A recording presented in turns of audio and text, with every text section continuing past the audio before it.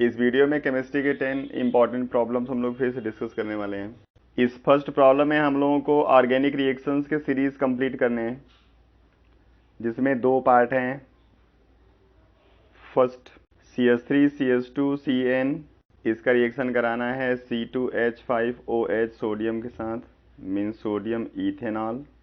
उसके बाद इसको ट्रीट किया नाइट्रस एसिड के साथ, तो B बना, और B का रिएक्शन होता है PCl5 के साथ, तो C बनता है। तो इसमें ABC आइडेंटिफाई करना है, और इसका B पार्ट है C6H5CONH2, इसका रिएक्शन कराया गया Br2KOH के साथ, तो A बना। उसके बाद इसका रिएक्शन होता है CHCl3KOH, तो B बनता है, और इस B का रिएक्शन कराया गया SnHCl के साथ, तो C बनता है। तो यहाँ पे ABC आइडेंटिफाई करना है दोनों केस में। तो चलिए, फर्स्ट में C2H5OH सोडियम, ये एक रिड्यूसिंग एजेंट होता है। तो ये हाइड्रोजन प्रोवाइड करके इस Cn को रिड्यूस करेगा, तो ये CH2 और ये NH2 में कन्वर्ट हो जाएगा, मतलब एक अमाइन आपको मिलेगा। तो A होगा CH3CH2CH2 एंड NH2। और ये जो नाइट्रस एसिड है, ये किसी भी अमाइन से रिएक्शन करता है तो इसको कन्वर्ट करता है डाईएजोनियम सॉल्ट में। अब डाईएजोनियम सॉल्ट अगर ये बेंजीन का बनेगा तब तो स्टेबल रहता है, तो आप डाईएजोनियम सॉल्ट ही बनाते हो। लेकिन अगर किसी एलिफेटिक का होता है तो उस कंडीशन में ये अनस्टेबल होने की वजह से सीधे एल्कोहल में कन्वर्ट होता है। तो यहाँ पे फाइनल प्रोडक्ट आपको इसके साथ एल्कोहल बनाना होगा। तो ये बन जाएगा CH3CH2CH2OH। फिर इसका रिएक्शन PCl5 के साथ कराना है। अब PCl5 के साथ आपको पता है कि OH हट के यहाँ पे Cl अटैच होता है, इसलिए यहाँ पे हेलोजिनेशन इसका हो जाएगा CH3CH2CH2Cl, ये C होगा। सेकेंड पार्ट, ये आपका अमाइड है।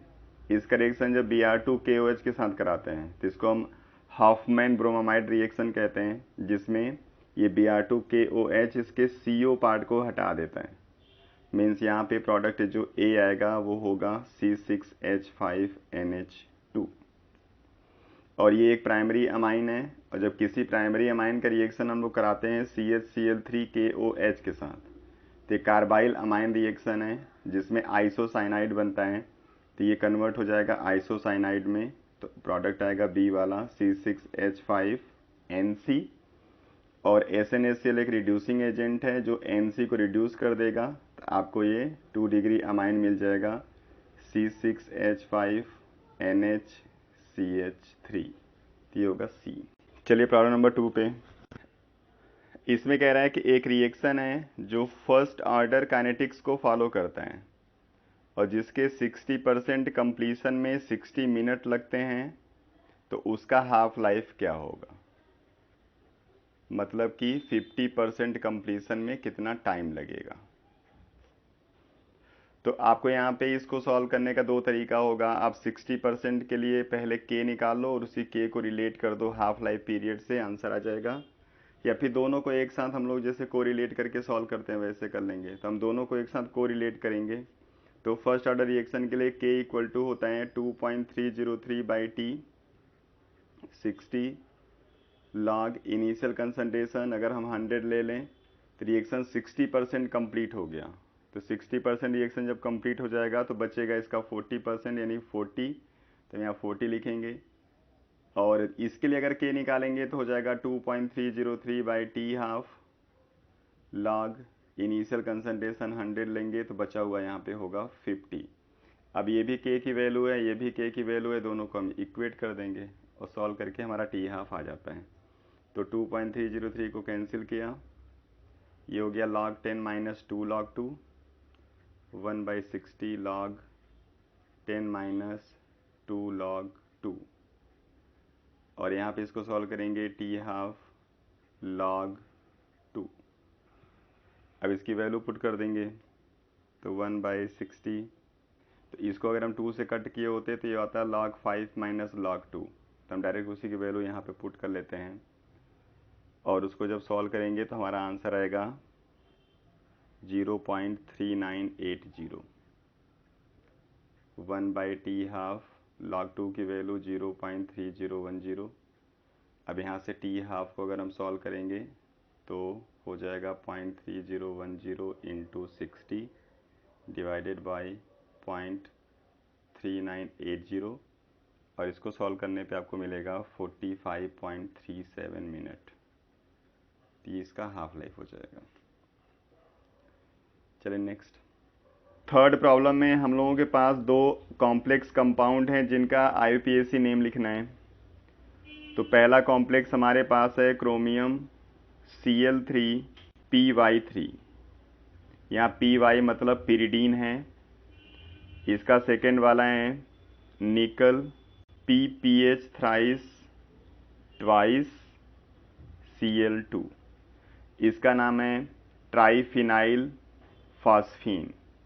तो चलिए सबसे पहले हम इसका नाम लिखते हैं। यहाँ पे पिरिडीन एक मोनोडेंटेट लिगेंड है और इसके पिरिडीन नाम में कोई भी आपको न्यूमेरिक वर्ड नहीं दिख रहा है, इसलिए इसका ट्राई लिखना होगा, और इसका नाम अल्फ़ाबेटिकल ऑर्डर में पहले आएगा, इसलिए इसका नाम हो जाएगा ट्राई क्लोराइडो ट्राई पिरिडीन, के बाद क्रोमियम, और ऑक्सीडेशन स्टेट इसका तो न्यूट्रल होता है, ये -3 है इसलिए थर्ड। इसका नाम होता है ट्राइफिनाइल फॉस्फीन, जिसमें ट्राई वर्ड आ रहा है और ट्राई वर्ड एक न्यूमेरिक वर्ड है, इसलिए इस बाई को हमको बिस लिखना होगा। तो इसका नाम P से स्टार्ट है, इसका C से, तो नाम इसी से स्टार्ट हम लोग करेंगे, इसलिए नाम होगा डाई क्लोराइडो, फिर हम लिखेंगे बिस, और इसका पूरा नाम ब्रैकेट में आएगा ट्राइफिनाइल फॉस्फीन, और उसके बाद हो जाएगा निकल, इसका 2 चार्ज होगा तो सेकेंड। फोर्थ प्रॉब्लम है why elements of 3D series show irregularities in ionization potential. 3D series के जो मेंबर्स होते हैं वो आयनाइजेशन पोटेंशियल का इरेगुलर ट्रेंड शो क्यों करते हैं?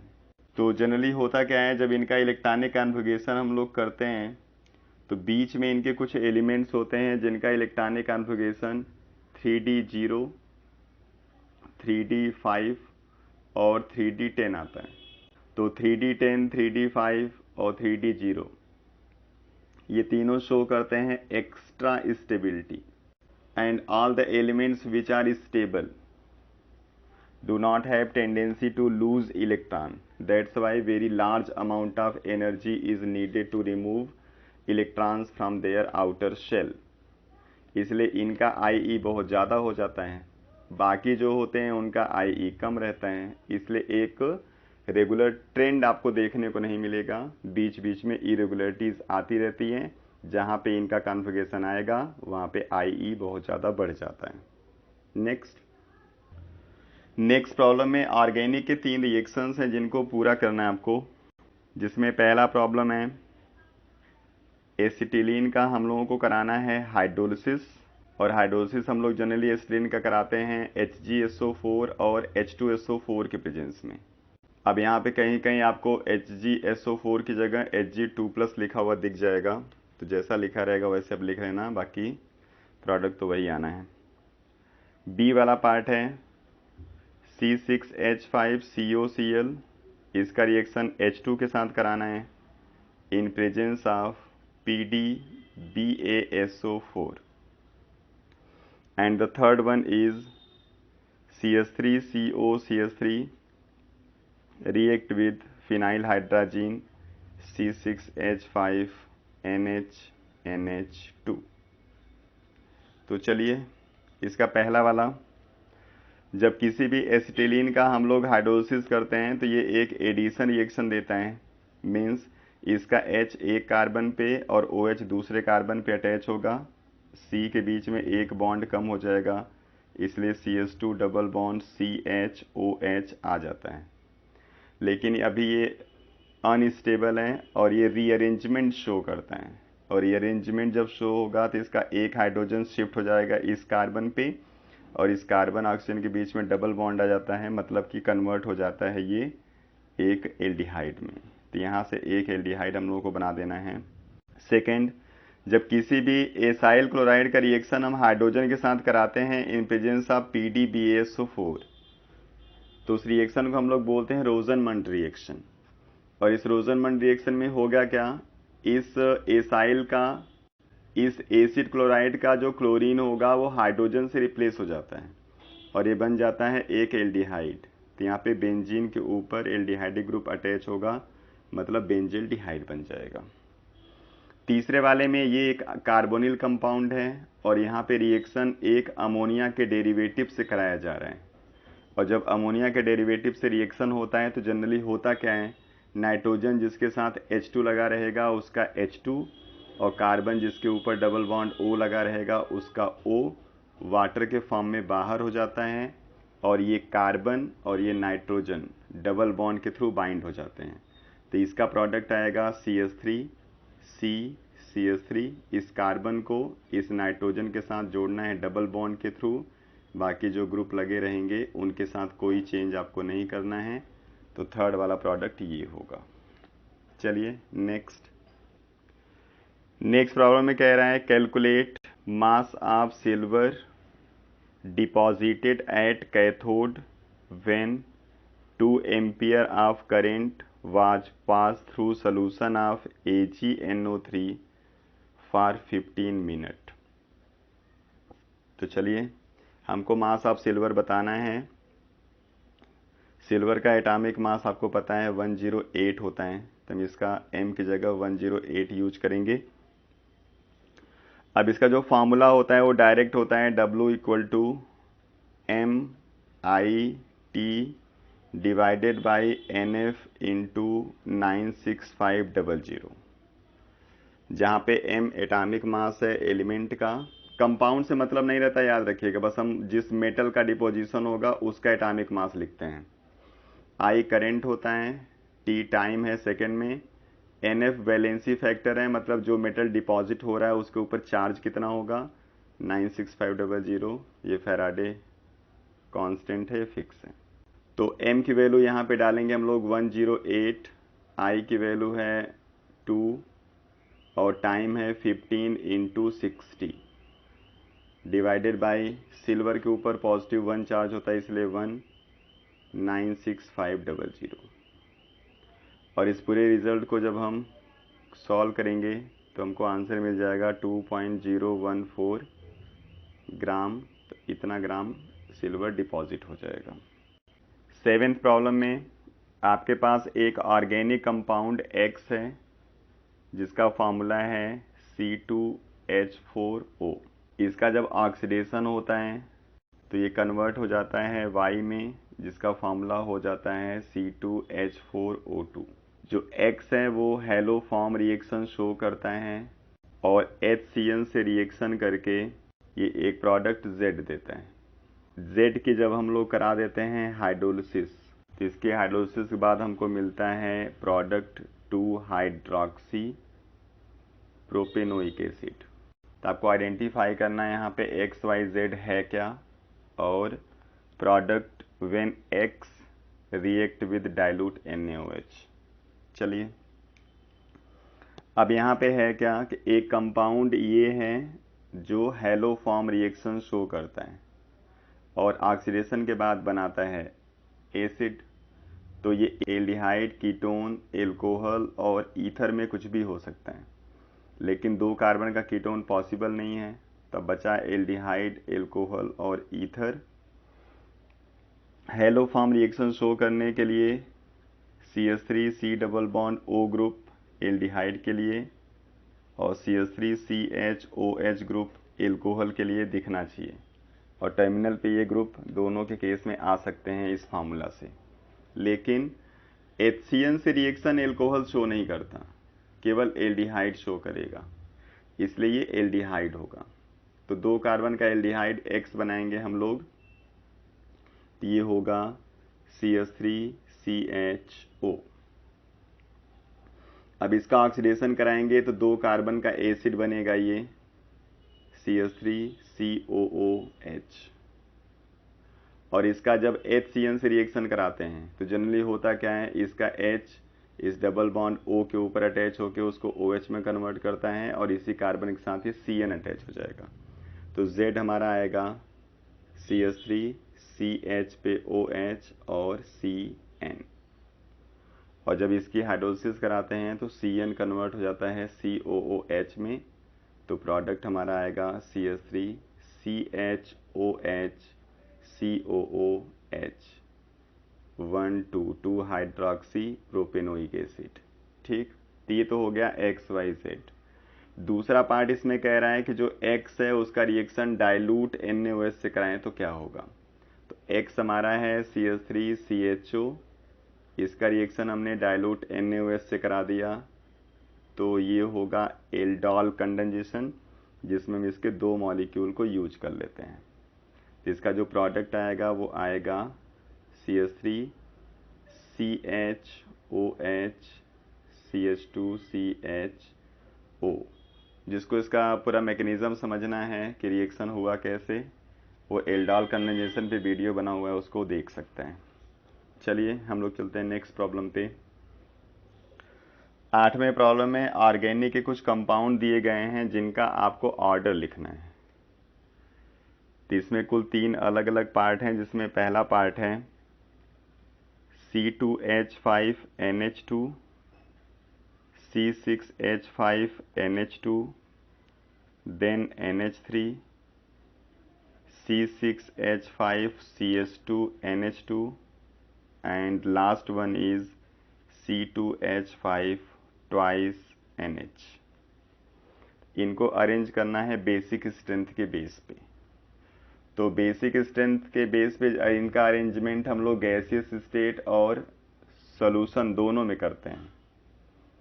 तो गैसियस स्टेट में क्या होता है कि हम केवल उसके इलेक्ट्रॉनिक इफेक्ट को चेक करते हैं, और जब हम सॉल्यूशन के केस में आते हैं तो वहां पे इलेक्ट्रॉनिक इफेक्ट के साथ साथ सॉल्वेशन इफेक्ट भी आ जाता है। मीन्स सॉल्वेंट का इन्वॉल्वमेंट उसमें होगा जो बड़ी साइज के लिए स्टेरिक हिंड्रेंस क्रिएट करता है, यानी कि स्टेबिलिटी को कम करता है। तो अभी हम यहाँ पे जो ऑर्डर लिखने जा रहे हैं वो सॉल्यूशन के केस में लिखेंगे, मतलब जहाँ पे हम इलेक्ट्रॉनिक इफेक्ट और सॉल्वेशन इफेक्ट दोनों को एक साथ कंसीडर करेंगे। तो अगर यहाँ पे इन सभी कंपाउंड को देखें तो इसके अंदर एक ग्रुप लगा हुआ है जो इलेक्ट्रॉन को डोनेट करेगा, यहाँ पे एक ग्रुप है जो इलेक्ट्रॉन को विथड्रॉ करेगा। यहाँ पे ना तो डोनेट करने वाला है ना तो विथड्रॉ करने वाला है। यहाँ पे ये वाला ग्रुप इलेक्ट्रॉन को डोनेट करने वाला था, लेकिन इसको थोड़ा सा ये इलेक्ट्रॉन को विथड्रॉ करेगा, और यहाँ पे 2 ग्रुप लगे हुए हैं जो इलेक्ट्रॉन को डोनेट करेंगे। और जब इलेक्ट्रॉन का डोनेशन नाइट्रोजन के ऊपर बढ़ेगा, आसानी से नाइट्रोजन इलेक्ट्रॉन पेयर को डोनेट करेगा, मतलब इसकी बेसिक स्ट्रेंथ बढ़ेगी। तो सबसे ज़्यादा बेसिक ये हो जाएगा। उसके बाद यहाँ पे केवल देने वाला है, इसलिए सेकेंड नंबर इसको मिलेगा। यहाँ पे देने वाला तो है लेकिन थोड़ा सा इलेक्ट्रॉन यहाँ पे विथड्रॉ भी होगा, इसलिए इसका थर्ड नंबर आएगा। एक में इलेक्ट्रॉन को कुछ नहीं करने वाला ग्रुप हाइड्रोजन लगा हुआ है और एक में इलेक्ट्रॉन को विथड्रॉ करने वाला, तो ये बेसिक स्ट्रेंथ को और कम कर रहे हैं, इसलिए फोर्थ नंबर इसको मिलेगा और फिफ्थ नंबर इसको मिल जाता है। इसका सेकेंड पार्ट है B, CH3NH2 then CH3 twice NH then CH3 thrice N C6H5NH2 and last C6H5CH2NH2।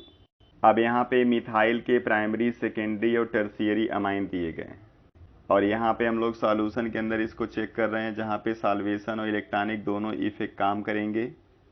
इसलिए यहाँ पे जब आप बहुत ज़्यादा ग्रुप को अटैच करा देते हो नाइट्रोजन के ऊपर तो थोड़ा सा इलेक्ट्रॉनिक रिपल्सन यहाँ पे काम करेगा जो बेसिक स्ट्रेंथ को कम करता है। तो मिथाइल के लिए आप लोग जानते रहिए जो ऑर्डर होता है सोल्यूशन के लिए वो 2 डिग्री, 1 डिग्री और 3 डिग्री होता है। इसलिए यहाँ पे सबसे ज़्यादा जो बेसिसिटी होगी वो 2 डिग्री मीन्स इसकी होगी, फिर 1 डिग्री की, फिर 3 डिग्री की। अब इन दोनों के केस में क्या है, ये इलेक्ट्रॉन को डोनेट करने वाला है लेकिन ये थोड़ा सा विथड्रॉ करेगा और ये बिल्कुल विथड्रॉ कर लेता है, इसलिए इसको चौथा नंबर मिलता है और इसको 5वां नंबर मिल जाता है। इसी का थर्ड पार्ट है जिसमें कंपाउंड दिए गए हैं C2H5NH2, then C2H5 twice NH, C2H5 thrice N and C6H5NH2। तो अब यहाँ पे भी प्राइमरी सेकेंडरी टर्शियरी अमाइन लगे हुए हैं, लेकिन इनका क्या हुआ, जो ऑर्डर है उसमें चेंज आ जाएगा क्योंकि इथाइल ग्रुप अटैच है यहाँ पे। तो मिथाइल ग्रुप के लिए ऑर्डर 2 1 3 होता है, इथाइल के लिए ऑर्डर 2 3 1 होता है, इसलिए यहाँ पे सबसे ज़्यादा स्टेबल हो जाएगा 2, ज़्यादा बेसिक स्ट्रेंथ के लिए। उसके बाद सेकेंड नंबर थर्ड वाले का आएगा, तो ये हो जाएगा सेकेंड, थर्ड हो जाएगा, और उसके बाद चौथा नंबर इसको मिलेगा क्योंकि इलेक्ट्रॉन यहाँ पे विथड्रॉ हो रहा है, तो इसका नंबर हो जाएगा फोर्थ। नेक्स्ट प्रॉब्लम में आपको दो ऑर्गेनिक कंपाउंड हैं जिनको डिस्टिंग्विश करना है, जिसमें पहला आपका है benzaldehyde and acetone, and the second one is C6H5NH2 and C6H5NHCH3। तो सबसे पहले benzaldehyde CHO and acetone CH3COCH3 में यहाँ पे ये टर्मिनल पे ग्रुप दिख रहा है, और इस ग्रुप के प्रेजेंस होने से ये आइडोफॉर्म टेस्ट शो कर देता है, इसलिए आइडोफॉर्म टेस्ट से हम इन दोनों को डिस्टिंग्विश आसानी से कर पाएंगे। आइडोफॉर्म टेस्ट का ये पॉजिटिव रिस्पांस देगा और ये नेगेटिव रिस्पांस देगा। दूसरा यहाँ पे एक रिएक्शन आप टॉलेन रिएजेंट टेस्ट भी लिख सकते हो, क्योंकि जितने भी एल्डिहाइड होते हैं वो टॉलेन रिएजेंट और फेलिंग सोल्यूशन को रिड्यूस करते हैं, दूसरा वाला नहीं कर पाता, इसलिए टॉलेन रिएजेंट टेस्ट भी हम लिख सकते हैं। इस वाले में ये प्राइमरी अमाइन है, ये सेकेंडरी अमाइन है, और प्राइमरी और सेकेंडरी अमाइन को हम आसानी से डिस्टिंग्विश कर सकते हैं कार्बाइल अमाइन रिएक्शन के थ्रू। तो कार्बाइल अमाइन रिएक्शन शो करेगा, मतलब CHCl3 और KOH के साथ आइसोसाइनाइड बनाएगा, और ये रिएक्शन को शो नहीं करेगा। 10th प्रॉब्लम में वैल्यू ऑफ डेल नॉट दिया गया है for HCl, KCl and CH3COOK, और ये वैल्यू है 425.1, 121.3 एंड 94 सीमेंस सेंटीमीटर स्क्वायर पर मोल। इसी को ओम इनवर्स सेंटीमीटर स्क्वायर पर मोल भी हम बोल देते हैं। अब इन्हीं को यूज करके आपको बताना है molar conductivity of acetic acid at infinite dilution. Del naught आपको बताना है एसिटिक एसिड का। तो इसको निकालने के लिए बड़ा आसान सा तरीका है। आप देखो पहले इसके दो आयंस जो होंगे वो यहाँ पे कौन कौन प्रोवाइड कर रहे हैं। तो इसके एसिटेट आयन को प्रोवाइड ये कर रहे हैं और H को प्रोवाइड ये कर रहे हैं। तो इन दोनों के मोलर कंडक्टिविटी को जोड़ना है और उसमें से तीसरे वाले की मोलर कंडक्टिविटी को माइनस कर देना है। तो ये आपको आंसर मिल जाएगा molar conductivity of acetic acid. तो इसकी वैल्यू यहाँ पे दिया गया है थर्ड नंबर 94 प्लस HCl 425.1 और इसमें से माइनस कर देना है 121.3, और जब इसको सॉल्व करोगे तो आपको आंसर मिल जाएगा 397.8 सीमेंस सेंटीमीटर स्क्वायर पर मोल। तो ये इसकी वैल्यू हो जाएगी। तो ये हो गया पूरा 10 प्रॉब्लम। अब नेक्स्ट वीडियो में फिर हम 10 प्रॉब्लम के साथ मिलेंगे। रिवीजन आप लोग करते रहिए। Thank you.